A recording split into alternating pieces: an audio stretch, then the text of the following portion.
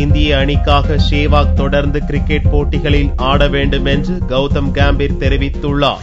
இந்திய கிரிக்கெட் அணியின் அதிரடி துவக்க ஆட்டக்காரராக விளங்கிய வீரேந்தர் சேவாக் சமீப காலமாக இந்திய அணிக்காக தேர்வு செய்யப்படவில்லை. இதனால் சேவாக் சர்வதேச கிரிக்கெட் போட்டிகளிலிருந்து ஓய்வு பெற முடிவெடுத்து விட்டதாக கிரிக்கெட் வட்டாரத்தில் வதந்தி பரவி வருகிறது. இந்திய அணிக்காக சேவாக்குடன் இணைந்து துவக்க ஆட்டக்காரராக களமிறங்கிய இடது கை ஆட்டக்காரர் கௌதம் கம்பீரிடம் ஓய்வு வதந்தி பற்றி கேட்டபோது யாரையும் ஓய்வு பெறும்படி யாரும் கட்டாயப்படுத்த முடியாது என்றார்.